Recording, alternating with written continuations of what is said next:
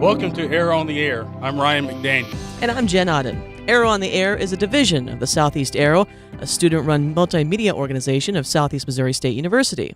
Each week, Arrow on the Air will take a look at the stories that are impacting the students of Southeast and the community. Coming up in this edition of Arrow on the Air, we're going to talk to Southeast Arrow Digital Managing Editor Rachel Lawn about students' First Amendment rights on campus. She'll explain this history of free speech zones on the Southeast campus and nationwide, and currently what's implemented at Southeast that impacts First Amendment rights. But first, here's what's happening this week on campus. Mary Poppins opens Wednesday night at 7:30 p.m. in the Bedell Performance Hall. The musical will be held each night until Saturday night at 7:30 p.m., with a 10 a.m. performance on Friday and a 2 p.m. performance on Sunday. Tickets are available at the River Campus box office or rivercampus.org. Also on Wednesday, Scholarships 101 will be held in the UC Indian Room from noon until 1 p.m. The event will talk about steps for applying for scholarships and financial aid and how to make the process much more simple for students. And finally, at 7:30 p.m. on Wednesday night in the Show Me Center, former U.S. First Lady Laura Bush will be the next speaker in the Southeast Speaker Series. Tickets are available at the Show Me Center box office, and students, faculty, and staff can use their Red Hawk ID for a free ticket at Center for Student Involvement or the Show Me Center box office as well. On Saturday, the women's basketball team will host UT Martin at 2 p.m. in the Show Me Center. The men will follow at 4:15. And finally, on Sunday, a blood drive for the Red Cross will be held in the Student Recreation Center from 11 a.m. to 5 p.m. in support of Greek Week. Let's check in with Michael Council and find out what's happening this week at the Southeast Student Veterans Office. I'm with Amanda Woods from the Student Veteran Organizations Office here at Southeast. Amanda, what do you all have coming up for the next week for the SVO? So next week, the SBO has a fundraising night at the Gordonville Grill, part of their 10% Tuesday community nights, in which they donate 10% of all the proceeds to a nonprofit organization. So the SBO is going to be there on the 20th from 5 to 8. And I think they're going to have some raffles, maybe a few drawings, stuff like that. But the fundraiser is geared towards, it's a 50-50. It's going half toward the organization and half to their student veterans' home, their transition home. So it's a really great opportunity for people to get out, not have to cook that night, and support their local veterans here at SEMO. For Arrow on the Air, I'm Michael Council. Remember, you can find us on Twitter at Arrow on Air, online at southeastarrow.com, and on your mobile device when you download the Southeast Arrow app in the Apple and Google Play Store. Here are some of the stories that we're covering this week. Burglary is on the rise on the campus of Southeast Missouri State University. The Department of Public Safety says that there have been 16 cases of burglary reported from November of 2017 to the beginning of February. Towers West and North have been hit hard with 10 burglaries taking place since November 29th. Nearly $300 of property was stolen from Dearmont with another burglary at the Student Rec Center last November. The Cape Girardeau Police Department has some tips for students to safeguard themselves in case of a burglary, which includes making a list of your valuables, taking pictures of your property, not leaving cash or credit cards visible in your car, and locking your car. Read the complete story online at southeastarrow.com. Have you ever received a message in your Southeast email account saying that actions are required to validate your account or update personal information, and failure to do so will result in account termination or loss of information? Well, that's called a phishing attack, and recently more than 250 students have been victim to these virtual attacks. Assistant Vice President for the Department of Information Technology, Floyd Davenport, says these phishing scams are the most common method to compromise accounts. We have weeks where there's a rash of phishing emails that have come in, and then we come in and see a spike in compromised accounts. And they're getting sophisticated, so they look genuine, and if you're not skeptical, if you're not watching for them, it's real easy to say, oh, that's weird, and click on something thinking, okay, I need to take care of this, I'll do it right now. And so they're getting sophisticated, they're getting tricky. For more information, you can visit the IT Help Desk at Memorial Hall, room 107. We have more on this story at southeastarrow.com.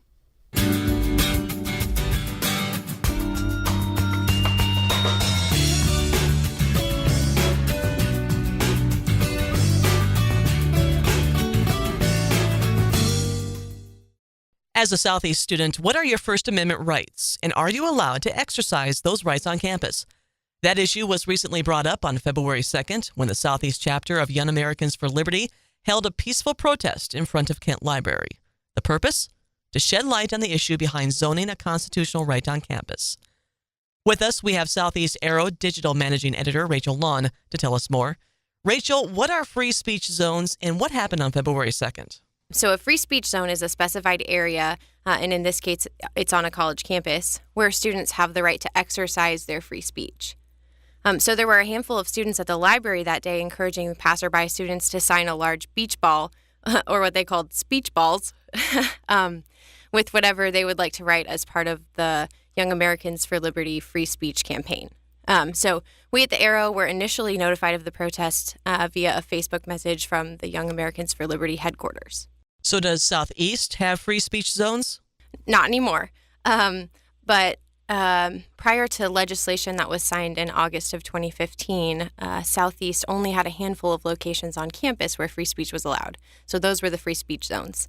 And those areas specifically were the terraces outside Academic Hall, the fountain area and the green space in front of Kent Library, the quadrangle, the south side of Scully Building, and then the hillside of the southeast corner of the River Campus Seminary buildings.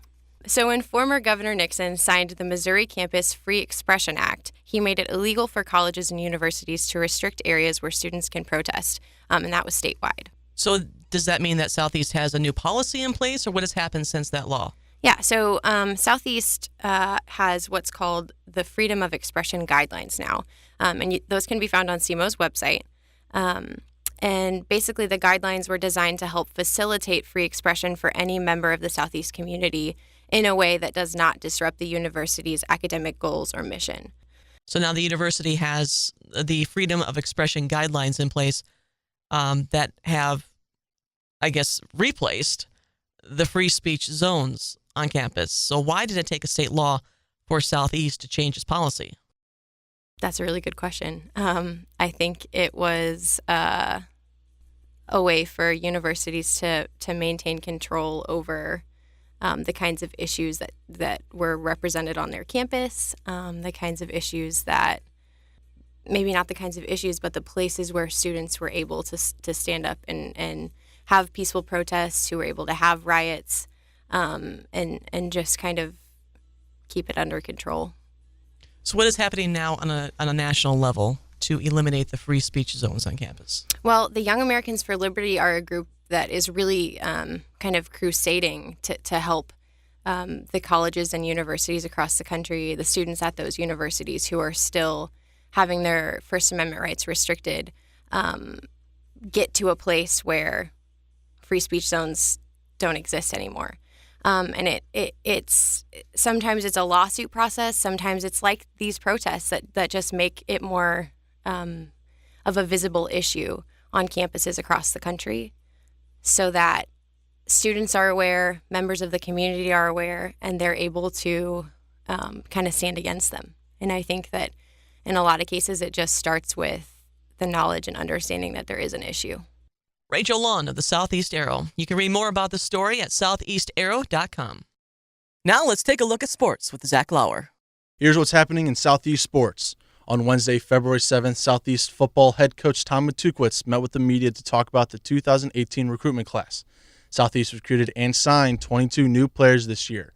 Southeast recruited 5 defensive backs, 2 defensive linemen, 2 linebackers, 4 offensive linemen, 3 quarterbacks, 3 running backs, 2 wide receivers, and 1 tight end. Out of the 22 recruits, 11 of them will be coming to Southeast with already college football experience. We did lose a lot of seniors, so it was a smaller class, certainly way smaller last year.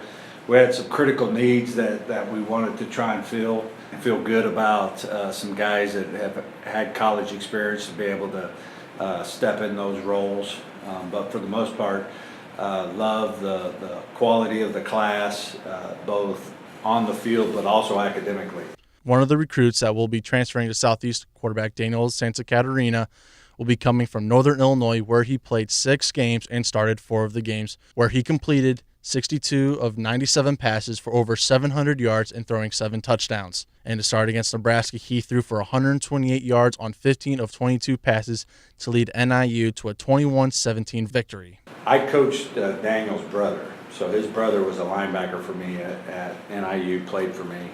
Know his family well, and you know how it is. The apple doesn't fall too far from a tree. Like, they are unbelievably high character family, and that's who Daniel is. Of course, I follow the Huskies because I love them. I remember when they beat Nebraska and that feeling that when I saw that score, and of course I knew Santa through his brother and all that, and so that was that connection. And then obviously, you know how it is at quarterback, there was a change, and it's hard at quarterback, you know, only one guy can play at a time. And put a younger guy in, they took him down the field, and the rest is kind of history, and he wanted to get a new start. There was definitely some competition for him, and thankful that he saw the improvement that we're making, the need that we have for that quarterback position, and his willingness to come alongside and compete for that job. Certainly didn't promise him anything. He's not expecting anything other than an opportunity. In other sports news, Southeast men's basketball sophomore guard Denzel Mahoney scored his 1,000th career point on Tuesday, February 8th on the road at Morehead State. In just his second year at Southeast, Mahoney has made a big impact on the team since the departure of Antonius Cleveland. I thought when we first recruited Denzel Mahoney that he would have a chance to be an all-OVC player.